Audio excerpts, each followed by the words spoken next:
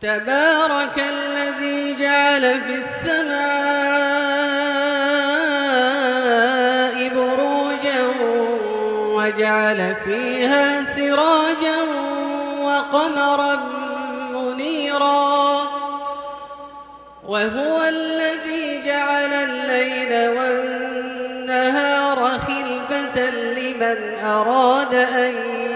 يذكر أو أراد شكورا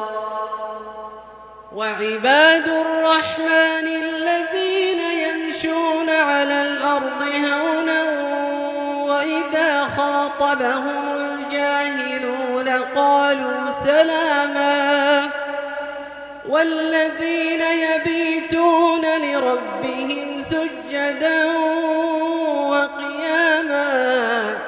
والذين يقولون ربنا اصرف عنا عذاب جهنم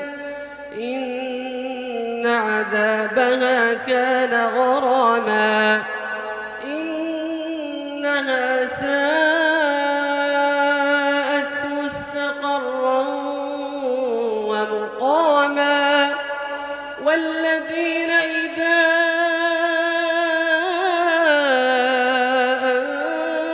أنفقوا لم يسرفوا ولم يقتروا وكان بين ذلك قواما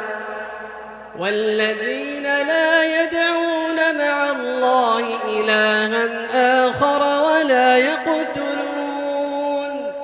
ولا يقتلون النفس التي حرم الله إلا بالحق ولا يزنون ومن يفعل ذلك يلقى أثاما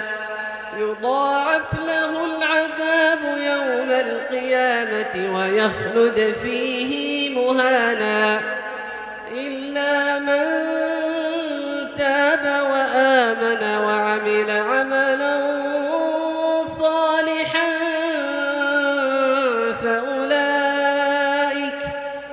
فأولئك يبدل الله سيئاتهم حسنات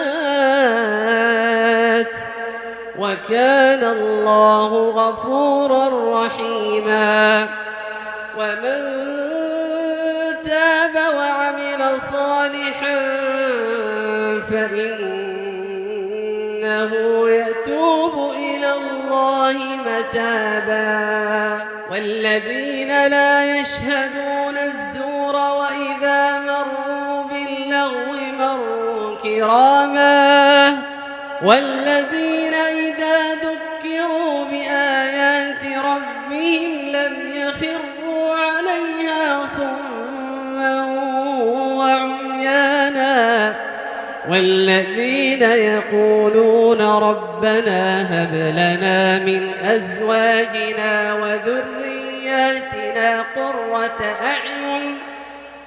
والذين يقولون ربنا هب لنا من أزواجنا وذرياتنا قرة أعين واجعلنا للمتقين إماما أولئك يجزون الغرفة بما صبروا ويلقون فيها تحية وسلاما خالدين فيها حسنت مستقرا ومقاما قل ما يعبأ بكم ربي لولا دعاؤكم فقد كذبتم فسوف يكون لزاما.